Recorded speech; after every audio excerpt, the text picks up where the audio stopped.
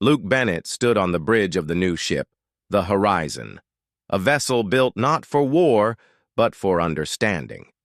Its walls were lined with soft lights, its air filled with the quiet hum of learning machines.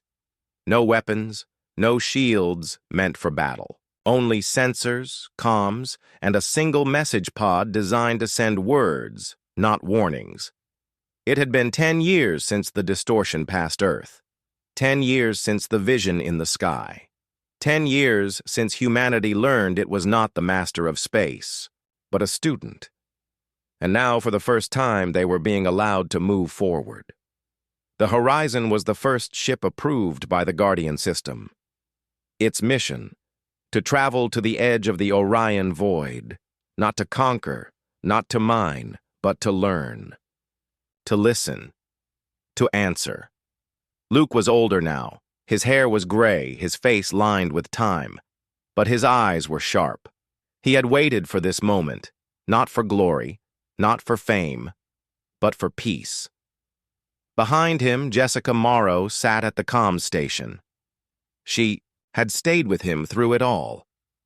When the world forgot, she remembered. When others gave up, she kept listening. Lucas Morrison was in the science bay, now gray-haired and calm as ever, watching the data flow in from the deep space sensors. "We're approaching the boundary," Jessica said. 5 minutes to the marker. Luke nodded. "Slow to half speed. Cut all active signals. Let the passive sensors run." The ship eased forward, like a child stepping into a dark room. Ahead, space looked normal. Stars, black sky, silence. But Luke knew better. This was not just space. It was a border, a line drawn long ago by something far older than man. The marker was not a physical thing. It was a point in space where the Guardian's signal changed, where the rules shifted. When the Horizon crossed it, nothing happened at first. Then the stars flickered. Not in the sky, in the ship. For a brief second, every screen showed the same image, a vast network of light stretching across galaxies. Nodes. Paths. Silent watchers. Like a web woven through time. Then, it was gone. "Did you see that?" Lucas asked. "Yes," Luke said. "It's watching us." But not alone. On Mars, Elena Parker and Nina Cross stood in the lab. The crystal glowed soft blue. It had not flared in anger for years. Now it pulsed gently, like a heartbeat. "They've crossed," Elena said. Nina smiled. "And it didn't stop them." "Because they came in peace," Elena said. "No weapons, no lies, just truth." Back on the Horizon, a new signal came. In not the old echo, not a warning, a voice, not spoken, not heard with ears, felt in the mind, in the soul. It said, "You waited. You learned. You are ready to see." Luke closed his eyes. "We're not being tested anymore," he said. "We're being shown." The ship's sensors picked up a change in space, a ripple, not like the distortion. This one was smooth, gentle, like a door opening. And through it a shape emerged, not a warship, not a monster. A structure, huge, round, floating in silence, made of a material that looked like glass and stone at the same time.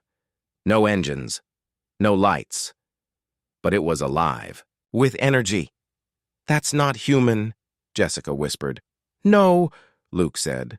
"But it's not hostile." The structure sent a pulse. Soft. Slow. Like a greeting. Lucas ran the scan. "It's not just a building.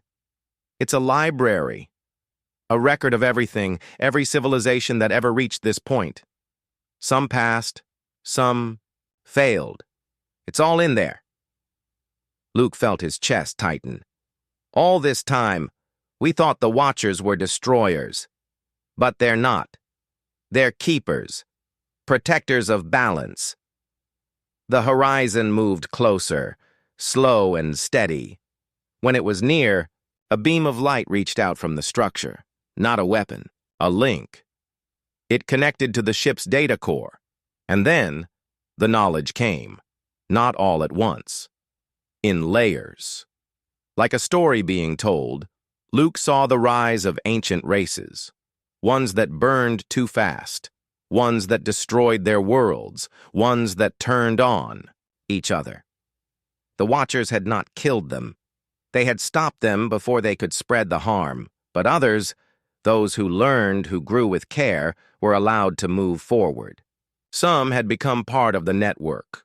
Silent. Wise. Watching. "We're not the first," Luke said. "But we could be the next." On Earth, the signal reached everyone. Not just the horizon. It spread through every screen, every device, every mind that was open. The truth. Not hidden. Not feared. Shared. And for the first time, humanity did not panic. They listened. They wept. They understood. In the months that followed, Earth changed. No more war in space. No more weapons pointed at the stars. Cities ran on clean power. Ships were built for science, not speed. Children were taught not just how to reach the stars, but why to be careful when they did.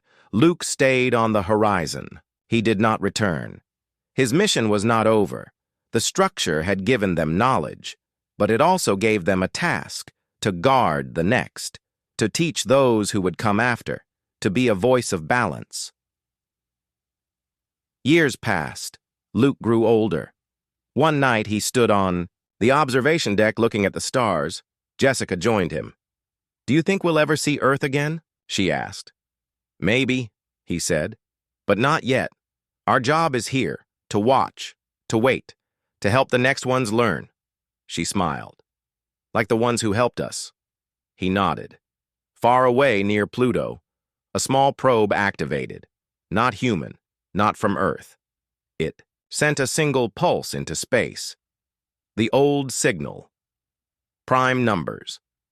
Then the geometric code. The warning. The test. Somewhere another species was reaching up. And now humanity would not be the student. They would be the teacher. Luke looked at the sky. No survivors. No signals. That was the old fear. Now there was a new truth. We are not alone. And we are not lost. We are part of something greater. And for the first time, that was enough. Luke Bennett sat alone on the observation deck of the ISS Ares. The stars were quiet. Space was still. But he could feel it. Something was different. Not danger, not yet. But the air, the silence, the way the light bent just slightly at the edge of his vision. It was like the universe was holding its breath. Earth had gone back to normal. Cities lit up. Ships were being built. People talked about colonies on Jupiter's moons, mining asteroids, reaching the stars. The story of the vanished fleet and the dark pulse from space had become a myth, a scary tale told to new cadets. Leaders said the threat was over. Scientists said it was a one-time event. No one wanted to believe it could happen again. But Luke knew better. He had seen the image of the ancient watcher in the void. He had felt the pause when the distortion passed Earth. It wasn't gone. It was waiting, and now something new was happening. The quantum probes, most of them dead, had stopped sending data weeks ago. But one, Probe 9, had just woken up, not with a full signal, just a single burst. A short line of code. Luke ran. It threw the decoder. The message was simple. Test continues. His blood went cold. He called Lucas and Jessica into the control room. "This isn't a signal from space," he said. "It's a reply. Someone or something is still out there, and it knows we're watching." Lucas studied the code. "The format, it's not like the echo, it's cleaner, more direct, like a voice instead of a warning." "Then it's alive?" Jessica asked. "Or aware," Luke said. "And it just told us the test isn't over." He opened a secure line to Mars. Elena Parker answered, her face tired but alert. "We got the same message," she said. "Probe 9 sent it to us too. We think it's not just watching us, it's grading us." "Grading?" Luke asked. "Yes, every choice we make. Every ship we launch, every signal we send. It sees it, and it decides if we're ready or if we need to be removed." Nina Cross stepped into view. The crystal reacted when the message came in. It lit up with the same pattern. "This isn't just a machine. It's a system, old, patient, and very, very careful." Luke looked out at the stars. "So what do we do? Shut everything down forever?" "No," Elena said. "That's not the answer. The test isn't about fear. It's about wisdom. The ones who came before. They didn't fail because they were strong. They failed because they didn't stop. They didn't think. They just grew. So we have to grow. But slow," Luke said. "Yes," Elena said. "And we have to prove we understand the cost." On Earth, no one listened. A new deep space vessel, the Voyager 7-in, was launched. Fast, armed, built to explore the Orion void. The president called it a new age of discovery. Luke watched the launch from orbit. His hands were tight on the console. "They don't get it," he said. 3 days later, the Voyager 7-in crossed into the outer belt. Then, it vanished. No explosion. No distress call. No debris. Just gone. Luke didn't need sensors to know what happened. He felt it. The quiet shift in space. The way the stars seemed to blink for a second. The test had been failed. He sent a message to Earth. Short. Clear. Stop. Do not launch another ship. Do not send another signal. We are not alone. And we are not in charge. The message was ignored. Then the echo returned. Not the slow pulse. Not the warning. A new sound. Deep. Clear. Loud enough to be felt in the bones. It came from all directions at once, and this time it carried images, not on screens. In minds, every person on Earth who looked at the sky that night saw it. A vision. Stars forming, planets growing, life rising, then fire. Silence. Dust, then a choice. A hand reaching for the stars. A voice, not in words, but in meaning. Grow. Or learn. Millions saw it, millions felt it, and for the first time, Earth was silent. In the days that followed, launches stopped. Signals were cut. Cities dimmed their lights. People talked not of conquest, but of balance, of care, of respect. Luke watched it all from space. "They finally understand," he said. Elena stood on Mars, the crystal in her hand. It was warm now. Not red, not angry, but soft. Blue. "We passed," she whispered. "Not because we were strong, because we chose to wait." The distortion did not return. The watcher in the void did not move. But the probes, dead for weeks, began to send data again. Not warnings, not threats.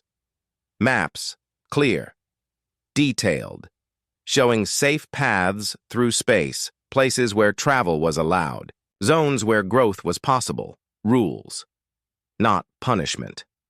Guidance. Luke looked at the star charts. "They're not our enemies," he said. "They're teachers." Years passed. Earth did not stop reaching for the stars, but it did so slowly, carefully. No warships, no weapons in space. No signals fired into the void without reason. Colonies were built, but small, self-sustaining, quiet, and over time the signals from the void changed, from warnings to answers. Then one day, a new message came, not from the distortion, not from the watcher, from a place deeper in the void, a single word in a language no human knew, but everyone understood. Welcome. Luke stood on the deck of a new ship. This one not a weapon, but a study vessel. Its mission, to learn, not to conquer. He looked at the stars. No survivors. No signals. That was the old story. This was a new one. Not of war, not of fear, but of balance. And for the first time, humanity wasn't alone. It was part of something older, something greater, and it had finally learned to listen. Luke Bennett sat in the dark of the observation deck, his face lit only by the soft glow of distant stars. The Ice Ares had powered back up, but Luke kept the lights low. He didn't feel safe. Not yet. The thing, whatever it was, had passed. Earth, but it hadn't spoken, hadn't fought, hadn't even looked back. It just moved on like a shadow across the sky, and that scared him more than any war. He replayed the last sensor logs in his mind. The distortion had slowed near Earth. Not stopped, not attacked, just paused for exactly 37 seconds, long enough to be noticed, long enough to feel like a warning. It saw us, he said to himself, and it decided to wait. Behind him, the door slid open. Jessica Morrow stepped in, holding a datapad. "Message from Earth," she said. "They want us to return." Luke didn't turn. "What do they say?" "They say the threat is gone. The distortion has moved past Venus and is now heading into deep space. They're calling it a victory. People are celebrating, parades, speeches. They even want to give you a medal." Luke almost laughed. "A medal? For hiding? For doing nothing?" "For surviving," Jessica said quietly. He finally looked at her. "We didn't survive because we were strong. We survived because we stopped, because we played dead. That's not victory. That's luck." She sat beside him. "So what do we do now?" "We watch, we learn, and we don't forget." Back on Earth, the mood was different. In the cities, people danced in the streets. Flags waved. Leaders gave speeches about human strength, about how Earth had faced the unknown and lived. Scientists said the event was a natural phenomenon, some kind of space storm. The military said it was a failed alien weapon. No one wanted to believe the truth. But Elena Parker did. She stood in the lab on Mars, staring at the crystal. It was dark now. Cold. The moment the distortion had passed, it had gone silent. Nina Cross entered, holding a report. "I checked the data from all the probes. The distortion didn't just erase things, it studied them." Elena turned. "What do you mean?" Before each station disappeared, the distortion paused. For exactly 8.2 seconds, like it was scanning. Analyzing. Then, gone. "So it's not mindless," Elena said. "It's smart. It chooses." "Yes," Nina said. And when it reached Earth, it paused for 37 seconds, longer than any other stop. It didn't just see us, it looked at us. Elena felt a chill. Maybe it was deciding whether to wipe us out. Or maybe, Nina said, it was giving us a second chance. They sent the findings to Luke. He read them in silence. Then he called a meeting with his crew. "We're not going back," he said. Lucas Morrison frowned. "Commander?" "Earth thinks this is over," Luke said. "But it's not. We don't know what that thing is. We don't know if it's coming back. And we don't know what happens if we start building again, launching ships, sending signals. If we grow too fast, it might not pause next time. It might just erase us." Jessica looked at him. "So what do we do?" "We stay out here. We watch. We listen. And if that thing returns, we warn Earth before it's too late." The crew agreed. They had seen what silence could do. They weren't ready to trust peace that felt so fragile. Weeks passed. Earth celebrated. New ships were planned. Deep space colonies were being designed. The lessons of the void were already being forgotten. But on Mars, Elena and Nina kept working. They studied the crystal. They mapped the signal patterns. They compared them to ancient star charts. And slowly, they found something. "Look at this," Elena said one night. Nina came over. "What is it?" "I ran a simulation of the signal's origin. I traced the pulse back through space and time. It didn't start in the Orion void. Where did it start? Here, Elena said, pointing to a point on the screen. Near Earth, over 10,000 years ago. Nina stared. That's impossible. Not if the thing has been here before. They dug deeper. Old records, buried data, forgotten probes, and they found it. A faint signal picked up in the 2040s, then dismissed as noise. The same pulse. Same rhythm, same pattern. It was here, Elena whispered. Long ago, and it left the crystal behind. Not as a warning, as a test. A test for who? Nina asked. For us. For any species that reaches the stars. If you grow too fast, you fail.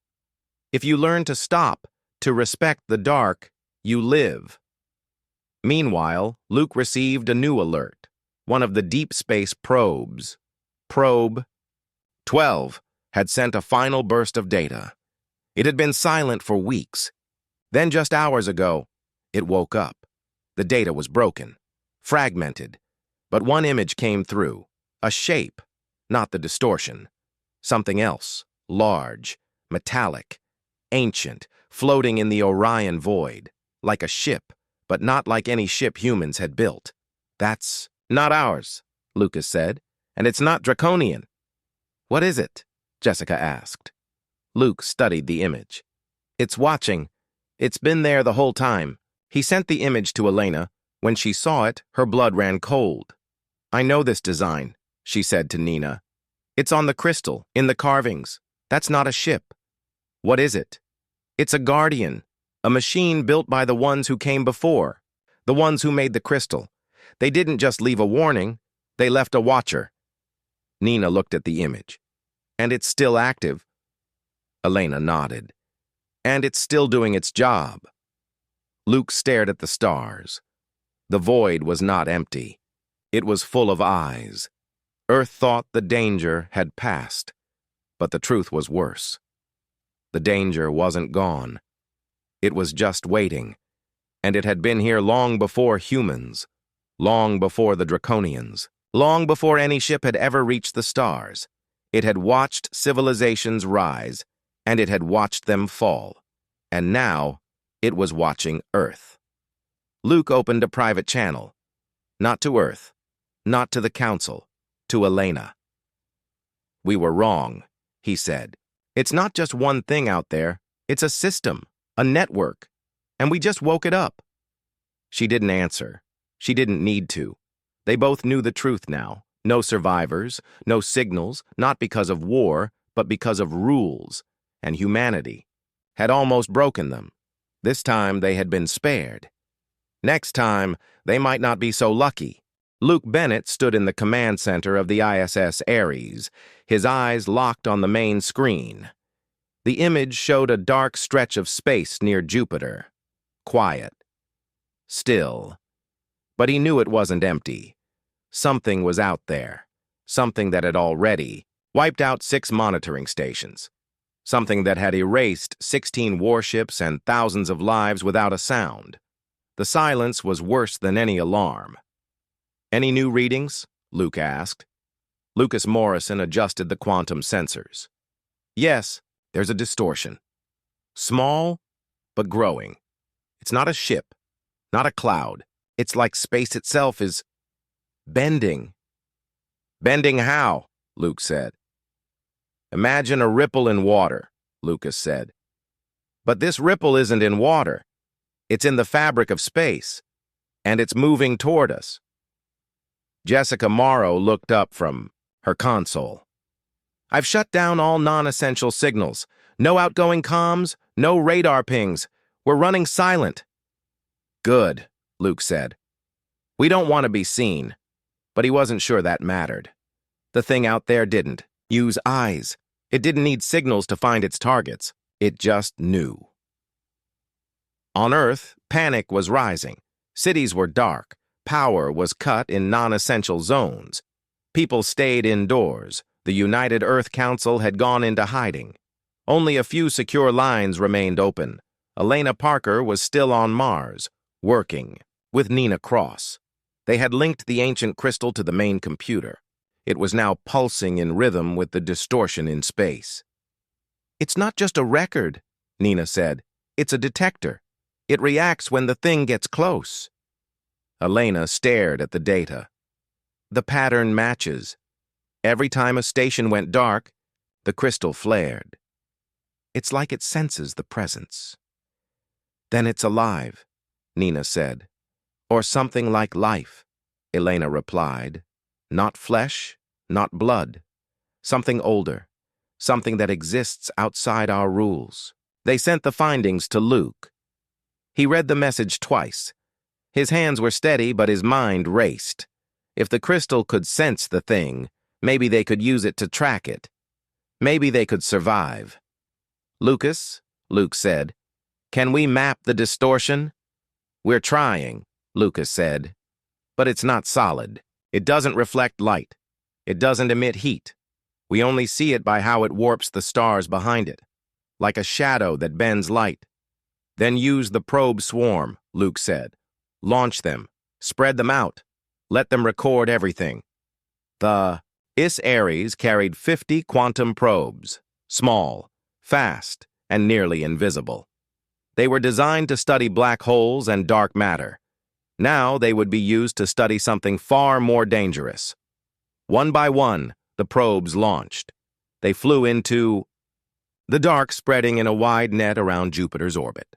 Each one carried sensors, memory, and a tiny beacon that sent data back in bursts. For hours, nothing. Then the first probe died, not exploded, not broken, just gone. 1 second it was sending data, the next, silence, then another, and another. "It's here," Lucas whispered. The screen showed the last image from Probe 7, a smooth, dark sphere, not solid, not clear, floating in space. It had no surface, no edges. It just was. Around it, the stars were bent, twisted, like reflections in broken glass. "That's not a ship," Jessica said. "That's something else." "A living field?" Luke asked. "Maybe," Lucas said.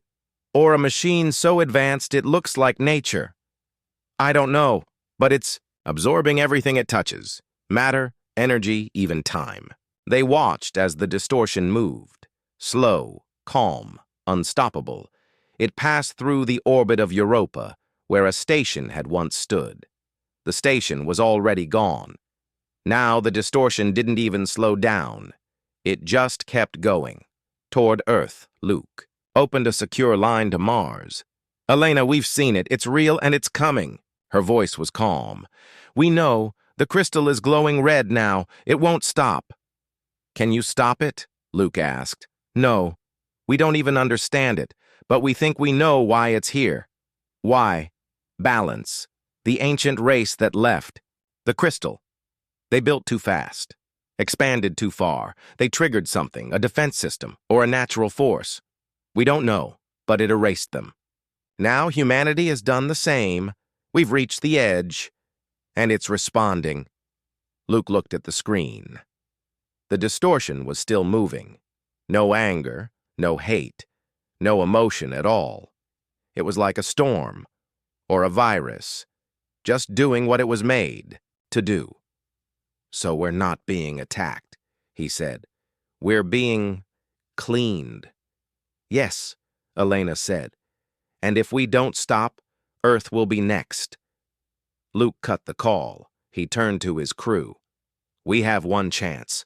If this thing responds to growth, to expansion, then maybe if we stop, if we go quiet, turn off our signals, shut down our ships, it will leave." "But will it work?" Jessica asked. "I don't know," Luke said. "But it's all we've got." He sent a message to every human station, every ship, every colony. The words were simple. All deep space activity must stop. Shut down. Engines. Kill all signals. Power down. Do not move. Do not speak. Wait. Then he ordered the ISS Ares to go dark, lights dimmed, engines off. Only life support and sensors stayed active. The great warship floated like a dead thing in space. Hours passed. The distortion reached the orbit of Mars. The red planet sat in silence. No launches, no signals. The labs were dark. Elena and Nina had shut down everything. They sat in the underground chamber, watching the crystal. It glowed red. Then slowly the light began to fade. "It's passing," Nina said. Elena held her breath. "It's not stopping. It's moving past." On the ISS Ares, Lucas watched the sensors. The distortion, it's changing. It's not growing. It's shrinking. "Earth?" Luke asked. "Still there," Jessica said. "No change." They waited. For 2 days, the distortion moved through the inner solar system. It passed Mars, then Earth, then Venus. It didn't stop, didn't attack, didn't destroy, and then just as suddenly as it came, it began to fade. The bend in space softened. The stars returned to their places. The silence remained. But now it felt different. Not threatening, just empty. "It's gone," Lucas said. Luke didn't move. "Or it's watching." Back on Earth, lights came back on. People stepped outside. The council re-emerged.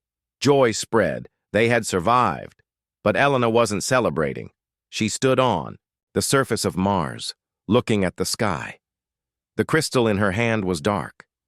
"It didn't destroy us," she said to Nina. "But it didn't forgive us either. It tested us.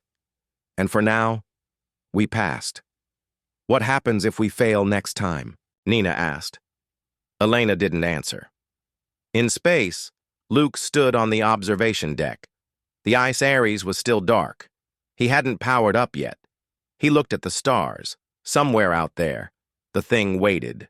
No survivors, no signals. And now, Earth knew the truth. The universe wasn't kind, and it would not allow anyone to rise too high. The signal from deep space kept repeating, slow, steady, like a heartbeat in the dark.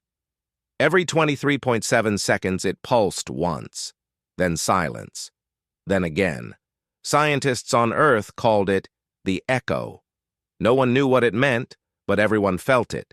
Something was out there, and it was not silent anymore. On Mars, in a high-security lab buried beneath the red dust, Dr. Elena Parker worked without sleep. The lab was cold and bright, filled with screens, machines, and long rows of data storage. Elena sat at her desk, eyes fixed on a holographic display showing the signal's waveform. She had been studying it for days, breaking it down into pieces, looking for patterns, for meaning. She wasn't alone. Dr. Nina Cross, a quiet woman with sharp eyes and a calm voice, stood beside her.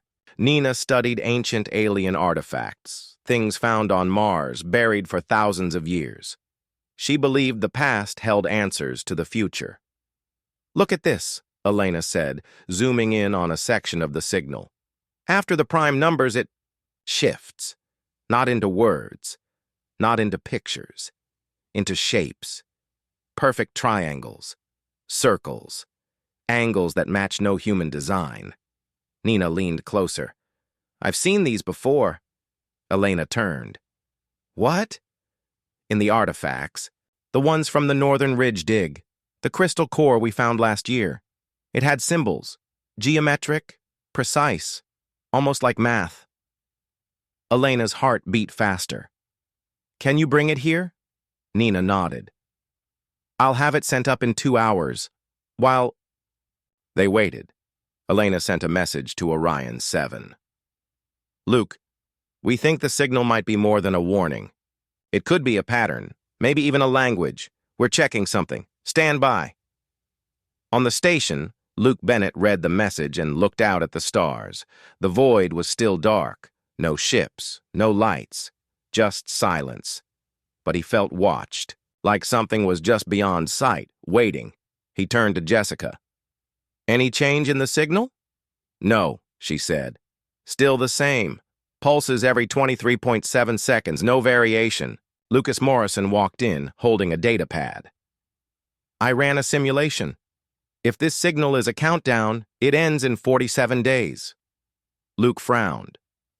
Ends? How? I don't know. But the pattern builds. The numbers grow. The shapes become more complex. Then, nothing. Silence. Like a clock hitting zero. Luke didn't like the sound of that. Back on Mars, the artifact arrived. It was a small, smooth crystal, glowing faintly blue in the dark. Nina placed it in a scanner. The machine hummed, reading the symbols etched into its surface. There, Nina said, pointing to the screen. This sequence, look at it. Elena compared it to the signal. Her breath caught. It's the same. The angles, the ratios, even the timing matches. This isn't a coincidence. The people who made this artifact, Nina said slowly, they knew about the echo. They left it behind, like a message for someone who would come later. But who were they? Elena asked. I don't know, but they're gone now, wiped out, just like the Draconians might have been. Elena felt a chill.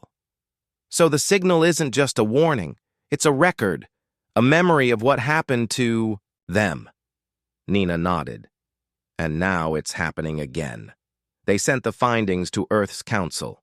Within hours, every scientist, soldier, and leader was reading the report. Fear spread. If an ancient race had been destroyed by whatever was in the void, and now the Draconians were gone too, what did that mean for humanity? General Carter Wilkins called a meeting. We need answers. Now. Elena was brought to the Capitol.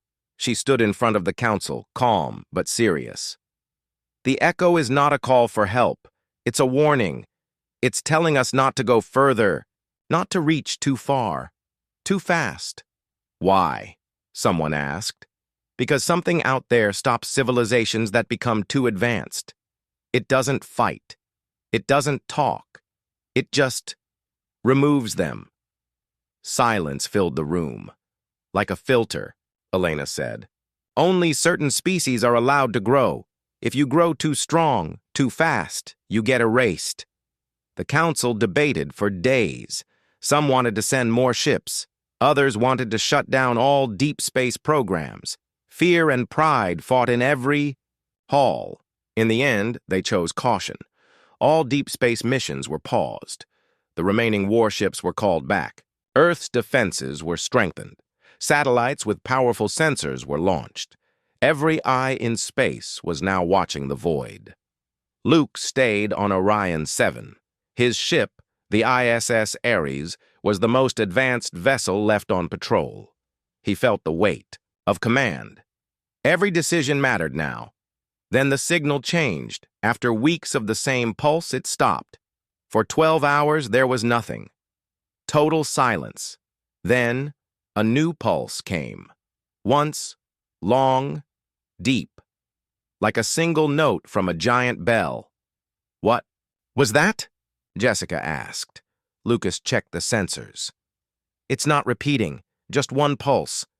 But the energy behind it, it's huge, like a shockwave through space.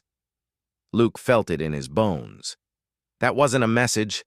That was a signal, like a door opening. On Earth, alarms went off. Every station picked up the pulse. It traveled fast, passing through planets, through ships, through time itself. Elena studied the data. This isn't just sound. It's a distortion. It bent space-time for a fraction of a second, like something moved, something big. Nina looked at the ancient crystal. Its glow had changed. It was now pulsing in sync with the echo. They're awake, she whispered. Luke got a message from Earth. All stations go to red alert. No launches, no signals. Stay quiet. Observe only. He knew why. Whatever had destroyed the Draconian fleet wasn't just out there. It was moving. Days passed. No more pulses, no signs, just silence. Then the first station went dark. Pluto's monitoring post, small, automated, hidden in the ice, stopped sending data. No warning, no distress call, just gone. Then Titan, then Europa. Each station vanished in the same way. No explosion, no signal, just off. Luke watched the map. Red dots blinked out one by one. "They're being erased," he said. "Just like the fleet." Lucas ran the numbers. "Whatever is doing this is moving slowly, but it's coming this way. At this rate, it will reach Jupiter in 3 weeks. Elena sent a final message. "Luke, we were wrong. It's not a warning. It's a test, and we're failing it." He read the words and looked out at the stars. The void was no longer empty. Something was coming, and it didn't care about names or flags or pride. It only cared about balance, and humanity had tipped the scale. The cold silence of space stretched endlessly beyond the glass of the observation deck. Commander Luke Bennett stood with his hands behind his back, eyes fixed on the distant stars. Behind him, the soft hum of machines and the quiet voices of the crew filled the control room of Orion 7, a deep space monitoring station floating near the edge of the solar system. It was quiet up here, far from Earth, far from noise, far from life. Only the stars watched back. Luke had been on shift for 8 hours. He didn't mind. The quiet helped him think.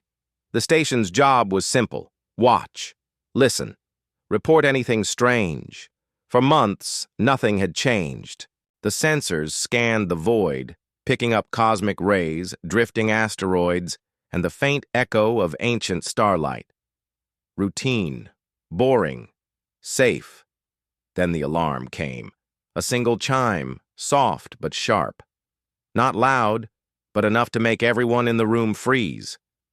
"What is it?" Luke asked, turning toward the main console. Jessica Morrow, the comms officer, leaned closer to her screen. Her fingers tapped lightly on the panel.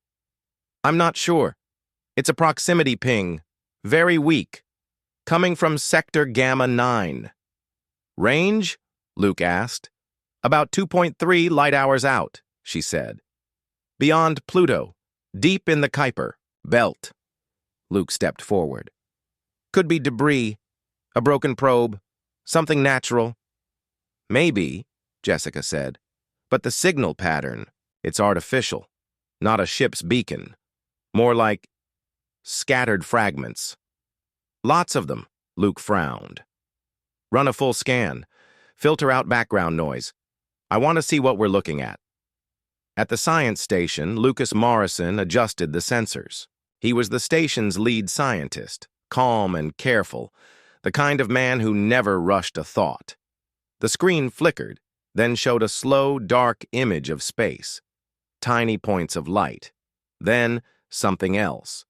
Small, broken shapes drifting in. A wide, silent cloud. "Debris field," Lucas said quietly. "Massive. Spread over millions of kilometers." Luke moved closer. "Whose?" No ID tags, no signals, but the size and structure. "Those are warship fragments. Big ones." Jessica pulled up a comparison chart. "Commander, the shape and alloy match the Draconian fleet design." Luke felt a chill. The Draconian fleet had left over 6 months ago. 16 warships. The most powerful ships humans had ever built. Sent into the Orion void, a dark region of space where stars were few and signals died. Their mission, explore, map, and return. They were supposed to check in every 30 days. They had not sent a signal in 10 weeks. "Pull all long-range data from the last 3 months," Luke said. "Focus on that sector, anything at all." The crew worked fast. Screens lit up with data, charts, waveforms, silence.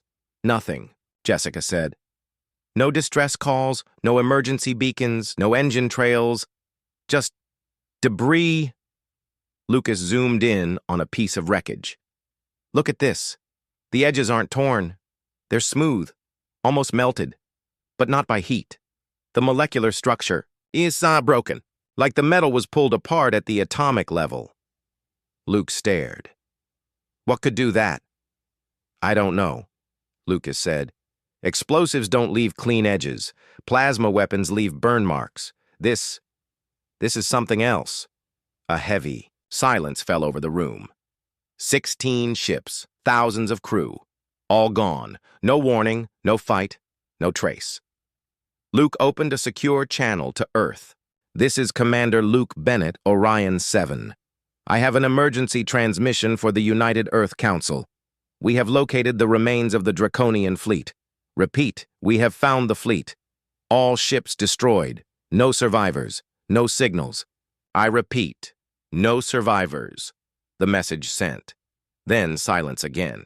Back on Earth, the news spread fast. In New York, people looked up at the sky as if expecting something to fall.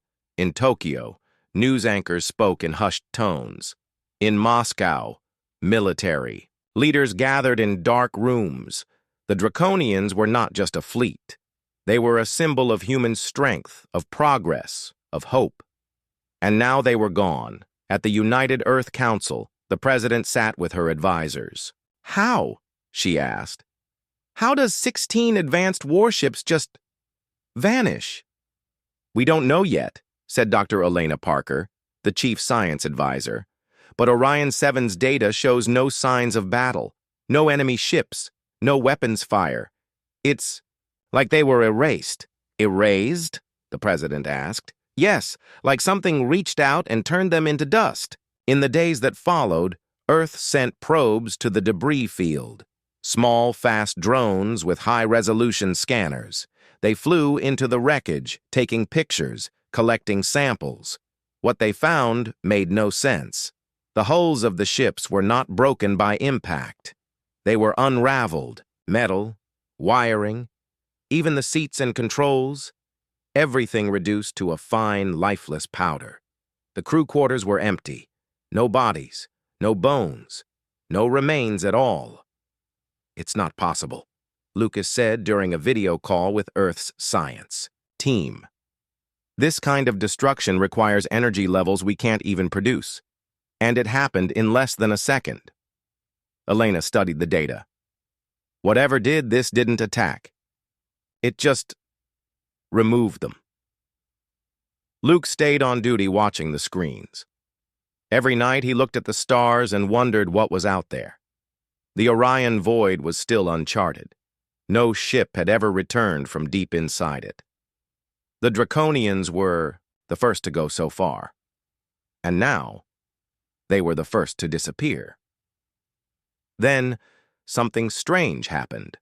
One of the probes floating near a large piece of wreckage picked up a faint signal, not from the debris, from space itself.